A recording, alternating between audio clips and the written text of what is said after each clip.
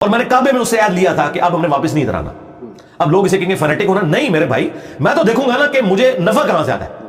ٹھیک ہے, لیکن میں پبلک کے لیے آپ سے کوشچن کر رہا ہوں کہ جو لوگ یہ کہتے ہیں فرض حج بھی نہیں کرتے کہ یار غریبوں کے جو کہتے ہیں نا فرض حج نہیں کرنا, وہ کافر ہے. کیونکہ آج اگر ٹی ایل پی کی حکومت آ گئی نا تو وابی نہیں زندہ بچتے. ہاں یہ ذہن میں رکھیے گا. اور ادھر اگر وابیوں کی حکومت آ گئی نا تو نہ بریلوی زندہ بچیں گے, نہ بریلویوں کا کوئی مزار بچے گا. اور قرآن میں واضح ہے کہ جو استطاعت رکھتا ہے سورہ آل عمران میں وہ اللہ کے گھر کا حج کرے, اور اگر کوئی بے پرواہی کرتا ہے نا تو اللہ تعالیٰ غنی ہے سارے جہان والوں سے. ٹھیک ہے, پورا سال سودی کام کرتے ہیں, دودھ میں ملاوٹ کرتے ہیں, اور 2 نمبر مال بیچتے ہیں, اور جا کے جی میں رمضان شریف میں اعتکاف بیٹھتا ہوں مسجد نبی میں. اللہ نہ تھا تیرے اوپر. آؤ کوئی بندہ میری شکل سے پہچان کے بتایا کہ میں کس فرقے سے ہوں. میری باتوں سے نہیں پہچان سکتے. ارے بھائی اس میں بھی آپ نے کیونکہ وہاں کا ذکر ہوا مکہ مدینہ کا, تو آپ سفر کیوں نہیں کرتے؟ کوئی پابندی تو نہیں لگ گئی آپ پہ؟ شاید کچھ لوگ یہ بھی سوچتے ہو کہ علی بھائی پہ سعودی عرب جانے پہ پابندی ہے. نہیں, اب تو ماشاءاللہ حالات میرے لیے سب سے زیادہ سازگار. بالکل بالکل. وہ میں بتاؤں اس لیے کہ محمد بن سلمان جو ہے نا, یہ ہم جیسے بندوں کو سوٹ کرتا ہے. اس کی پالیسی سے آپ کو اختلاف ہو سکتا ہے, لیکن یہ یاد رکھیے گا یہ جو مذہبی پرورٹڈ طبقہ ہے نا, اس سے زیادہ جو سیکولر لوگ ہیں نا یہ دنیا کے لیے بینیفیشری ہیں. کیونکہ آج اگر ٹی ایل پی کی حکومت آ گئی نا تو وابی نہیں زندہ بچتے. ہاں یہ ذہن میں رکھیے گا. اور ادھر اگر وابیوں کی حکومت آ گئی نا تو نہ بریلوی زندہ بچیں گے, نہ بریلویوں کا کوئی مزار بچے گا. آپ دیکھیں محمد سلمان نے وہ تمام صحابہ کرام کی چیزیں رینیو کی ہیں. حضرت علی کا گھر بحال کر دیا, اور مسجد نبوی سے لے کے مسجد قباء تک وہ راستہ بنا دیا. وہ اس کو یہ بہت پہلے ان کو کرنا چاہیے تھا. ہسٹوریکل پلیسز کو آپ نے باقی رکھنا ہے. ٹھیک ہے, اور اس کے ذریعے مسلمانوں کو ایجوکیٹ کرنا ہے. وہ سب کچھ کر رہے ہیں. شرطوں کا اثر اور رسوخ بالکل اس نے آلموسٹ ختم کر دیا ہے. وہ خود تنگ آیا ہوا ہے. اس کو پتا ہے کہ یار یہ ایک پرورٹڈ قسم کی نیچر ہے. ایک تو نا اصلاح والی پرورٹڈ نیچر, یہ نہیں ہونی چاہیے. تو اس سے بہتر تو حالات کوئی نہیں ہے. میں اس لیے نہیں جاتا کہ میرے بھائی میں نے 2002 میں عمرہ کیا, 2007 میں حج کیا, 2014 میں جب عمرہ کیا تو وہ میں نے اپنی بیوی کی خواہش پہ کیا تھا. میں نے حج کے بعد ارادہ کیا تھا کہ میں نے اس کام میں پیسے نہیں لگانے. میں ان پیسوں کو کسی غریب بچے کی تعلیم کا ذریعہ بنانے میں زیادہ اجر سمجھتا ہوں, کیونکہ پاکستان میں پاورٹی سرکل سے نکلنے کا واحد ذریعہ تعلیم ہے. ہم لوور مڈل کلاس سے اوپر آئے ہیں صرف تعلیم کی برکت سے. ادروائز ہم کسی لینڈ لارڈ کی اولاد تو نہیں تھے. تو اس لیے میری کوشش ہوتی ہے کہ میری جو جمع پونجی ہے نا, میں کسی غریب بچے یا بچی کی یونیورسٹی کا خرچہ اٹھاؤں. یہ 2014 میں میری وائف مجھے لے کے گئی تو میں اسے اس شرط پہ لے کے گیا کہ اس کے بعد میں نے نہیں حرم آنا, میں اس کو بہتر کام میں لگاؤں نا. میں نے تو ریشو پروپورشن دیکھنی ہے. حج ہم نے کر لیا, اور میں نے کعبے میں اس سے عہد لیا تھا کہ اب ہم نے واپس نہیں اترانا. اب لوگ اسے کہیں گے فنیٹک ہونا. نہیں میرے بھائی, میں تو دیکھوں گا نا کہ مجھے نفع کہاں سے آتا ہے. ٹھیک ہے, تو نفع تو مجھے اس معاملے میں. نبی اسلام نے بھی ایک ہی حج کیا نا زندگی میں, عمرے 4 کیا, ان میں سے بھی ایک قضا والا تھا. ٹھیک ہے نا, جس کے پاس استطاعت ہے وہ ضرور کرے. ہماری جمع پونجی اتنی ہے کہ یا ہم عمرہ کر لیں یا کسی غریب کی مدد کر لیں, تو ہم وہی کریں گے جو اس وقت ضرورت ہے پاکستان کو, پاکستان کی غریب عوام کو. اس کے پیچھے کوئی اور ریزن نہیں ہے. مجھے کوئی مفت بھی لے جائے, سعودی حکومت بھی آفر کرے, تب بھی میں نہیں جاؤں گا.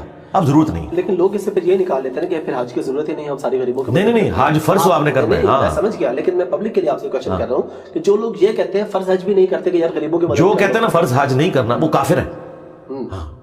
گمراہ نہیں, کافر ہے. اسلام کی بنیاد 5 چیزوں پہ ہے. بخاری مسلم میں ہے, کلمہ شہادت کے بعد نماز, زکوٰۃ, حج اور رمضان کے روزے. اور قرآن میں واضح ہے کہ جو استطاعت رکھتا ہے سورہ آل عمران میں وہ اللہ کے گھر کا حج کرے, اور اگر کوئی بے پرواہی کرتا ہے نا تو اللہ تعالیٰ غنی ہے سارے جہان والوں سے. یہ ذہن میں رکھیے گا. حج چھوڑنے والا جان بوجھ کے اور اس کی تحقیر کرنے والا تو دار اسلام سے ہی خارج ہے. یہ تو آؤٹ آف کوسچن ہے. لیکن مجھے بتائیں یہ کون سا حج ہے, یہ کون سا عمرہ ہے کہ جاتے ہوئے بھی رشتہ داروں کو مل کے جاتے ہیں, انہیں تکلیف دیتے ہیں. یہ کہاں ہے کہ آپ نے ہر دفعہ مل کے جانا ہے؟ وہ اس لیے مل کے جاتے ہیں جب ہم واپس آئیں ہمیں مبارکباد دینے آئے. یار تم لوگ عذاب الہی بنے ہوئے ہمارے لیے, اور نہ مبارک دے الٹا وہ گلا کرتے ہیں. یار اللہ کے لیے گئے تھے, جاؤ یار جاؤ. ٹھیک ہے, پورا سال سودی کام کرتے ہیں, دودھ میں ملاوٹ کرتے ہیں, اور 2 نمبر مال بیچتے ہیں, اور جا کے جی میں رمضان شریف میں اعتکاف بیٹھتا ہوں مسجد نبی میں. اللہ نہ تھا تیرے اوپر. ٹھیک ہے, اگر رزق حلال نہیں تو نے کمایا. یہ میں میجورٹی کی بات کر رہا ہوں. یہ نہ سمجھیے گا چند ایک لوگ, میجورٹی حرام خور ہیں. اور یہ میں بولتا ہوں جتنے اوپر لیول پہ ہیں سب نے چھکے مارے ہوئے ہیں. ہاں کہیں نہ کہیں چھکا ضرور مارا ہے تو تب اوپر پہنچے ہیں, اللہ ماشاء اللہ. ہاں یہ ذہن میں رکھیے گا. اور اس کے بعد وہ مومن ہو جاتے ہیں. تو اس لیے نا فرض والا ضرور کام کریں. یہ عمرے اور حج ضرورت سے زیادہ دوسرے غریب لوگوں کے دلوں پہ یہ چھریاں چلاتے ہیں جب ان کو ملتے ہیں جا کے اور پھر ایکسپیکٹ کرتے ہیں کہ وہ لوگ مٹھائیاں ان کے لیے لے کے کوئی نہ کوئی تحفہ لے کے آئیں. آپ ان کو نوٹ کریں, کوئی گمنامی میں نہیں جاتا, تو اس کا مطلب ہے یہ جا رہے کس لیے ہیں, تاکہ باقیوں کو بتائیں کہ ہم کام ڈال کے آئے ہیں. ٹھیک ہے, اور وہ انہوں نے اجر دنیا میں لے لیا, آخرت میں زیرو اجر ہے. وہ مسلم کی حدیث ہے, قیامت الدین ایک سخی کو, ایک شہید کو اور ایک عالم کو بلایا جائے گا, اللہ تعالیٰ اسے نعمتیں گنوائے گا. شہید کہے گا یا اللہ جان دے دی, اور کیا کرتا, فرمایا اس لیے دی کہ تاکہ لوگ تجھے بہادر کہے اور تیری بڑی تعریف ہوئی ہے. ٹھیک ہے, اوندھا منہ کر کے تجھے جہنم میں پھینکوں گا, اور پھینک دے گا اللہ تعالیٰ. اور سخی کہے گا یا اللہ کوئی جگہ نہیں تھی جہاں تو نے حکم دیا اور میں نے خرچ نہ کیا ہو. اللہ تعالیٰ فرمائے گا اس لیے کہ لوگ تجھے سخی کہیں, اور تجھے دنیا میں سخی کہا گیا, تجھے اجر مل چکا. اور عالم, جو یہ کہتے ہیں عالم عالم اور ڈگریاں, تو وہ اللہ تعالیٰ اس لیے کہ تاکہ آج کے دور میں اشتہار میں تیرے نام کے ساتھ دمیں لگیں. ان کا نام چھوٹا لکھ دے نا کسی, وہ سمجھتے ہیں کہ میرا مرتبہ انہوں نے کام کر دیا اسے, جب تک ساتھ وہ 5-6 ہاں وہ القابات نہ لکھے. اور وہ القابات بھی شرما رہے ہوتے ہیں کہ کس بندے کے ساتھ ہم اٹیچ ہوئے ہیں, وہ ایسے القابات ہوتے ہیں. استاذ العلماء تو ساروں کے ساتھ لگایا ہوا ہے انہوں نے. تو اللہ تعالیٰ فرمائے گا تو نے تو اس لیے کیا کہ تجھے لوگ قرآن کا عالم کیا, تو دنیا میں تیری تعریف ہو چکی. ٹھیک ہے نا, اب میرے ہاں کوئی اجر نہیں ہے. تو یہ ریاکاری بنی ہوئی ہے. یہ میں تلخ باتیں اس لیے کرتا ہوں کہ میرے پاس لائسنس ہے یہ باتیں کرنے کا. داڑھی, پگڑی, کرتا شلوار, یہ میں کالر بھی دوسرے والا نہیں یوز کرتا. اگر ایک پیورلی گیٹ اپ, اور یہ میں بتاؤں یہ میں نے گیٹ اپ بھی صرف اس لیے بنایا کہ کوئی مذہب سے محبت رکھنے والا بندہ, شیطان اسے یہ نہ مرگلائے کہ اس کی داڑھی پوری نہیں ہے, اس کی فلاں چیز نہیں ہے.